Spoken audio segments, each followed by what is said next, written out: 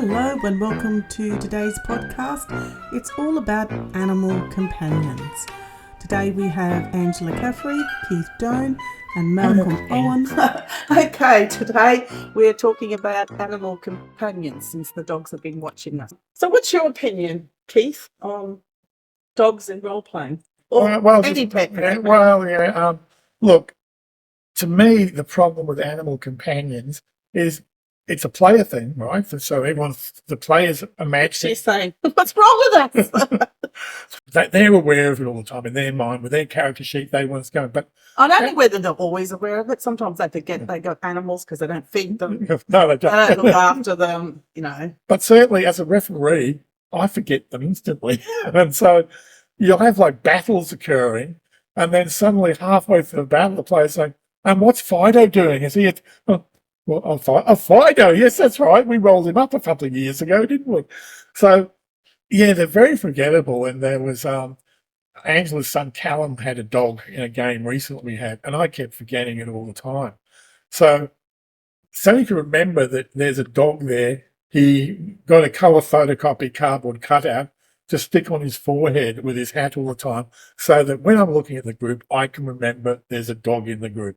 And I think that's the big problem. It's just you have trouble enough remembering and trying to do storylines for all the player characters, but when they've got their dogs hanging around or cats or whatever, it just becomes impossible to remember them at all as well. And I wonder too, certainly in groups we've had, the player character gets the dog or the pet to do things quite complex, or try to get them to do quite complex, like, go up that corridor, turn left, take down that man, like, I'm not sure. I don't know. Maybe D&D ones are smarter than these ones. I don't think so. I think the players will consider their dogs as smarter than others.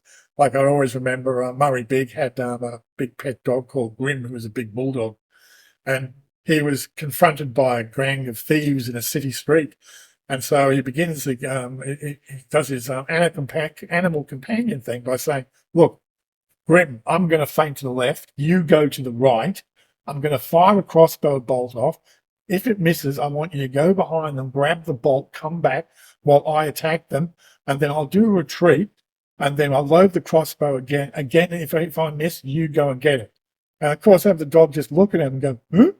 It could something to do fetch, and retrieve. I imagine it could do that. But there's a limit to what the dogs could do, unless they're particularly special, magical ones. And then there's birds and donkeys and horses and wolves and snakes and there's all kinds of things. And there's people like I always love it when someone who's got an ability to talk to an animal by a spell or an ability wants to talk to their animal. Well, they'll talk to a sparrow, because they want to find out, is there anyone in the area that basically we need to be aware of. And to me, when you're talking to a sparrow, right, it's pretty limited, the speech, and so I'm just kind of commenting back saying, birdseed, food, birdseed. And so they're kind of trying to get something out of it. So I try and frustrate the players by sometimes giving something indistinct about what they want to know, but a lot of conversation about what a bird wants. Mainly food. Eggs. Nesting material, eggs, mating, I don't particularly mind them. It doesn't worry me that I forget them, but I think it's like anything. Players forget to eat, sleep. I think you can build them into good storylines. I had Terry Krause had a great sausage dog, right? That was a druid, and most druids shape change. It's different if they're shape changing. Well, it was most of them shape change into bears and things. Yeah. He had a druid who could only shape change into a sausage dog. That's cute, but to me, that's like another person. It's just a different form. So, that's different. Yes, you. So I used that in a game I had, that there was a character in a pub that was a sausage dog, and it just appeared to the players as a sausage dog all the time, until eventually there was a druid in the group who was able to speak to it, and the dog said to him, thank God at last, because it had been put under a spell by someone, and no one knew that it was actually a person at all.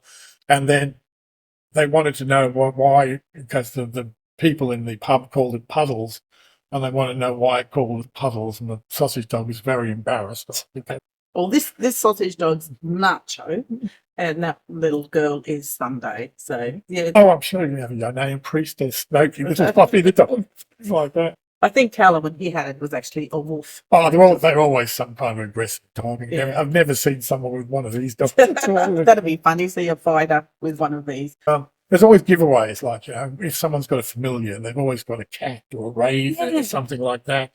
And one of the very first games I ran, I gave him there was a new player who was a child about 10 years old, and he asked for a description of the group he was about to join, the players. And I said, there's a guy with a big sword there, leather armor, and he's sitting there against the bar. There's another man there with a holy symbol. He looks very pious. And I said, there's a man with a black robe, and he's got an amulet around his neck, and there's a cat purring around him. So that's obviously to tell him that's the familiar. The kid said, I'll throw my dagger at it straight away. And then the whole group just the kid never got into the group because the rest of the group, the rest of the players decided to end him there and then. So what do you think about pets and familiars and stuff in gaming? They add a lot of scope to the play. Referee or the GM will forget about. Like Keith. Yeah. Yeah, Keith forgets all the People time. just forget to include them. Is that important? Oh, it can be, I think, in some scenarios. If it's a familiar or a companion, like a companion, like a ranger's companion or whatever, it's like an integral part of the character. So it's meant to be used. Yeah, in Terry Krause's Great Trails in the Snow, I've just finished writing up. There's a sorcerer's familiar, which is a pigeon that's constantly following the players because it's recording back to the source of what's going on. Yeah. And you constantly in the game have got visual cues you give of a pigeon sitting here every time, and a pigeon sitting there every time to see if the players take the hint they're being watched. Yeah. And what didn't we use it in a campaign, the carrier pigeons? I know they're not familiars, but twin-tailed falcons, you mean? We use them all the time in the game as what methods of communication that aren't magic.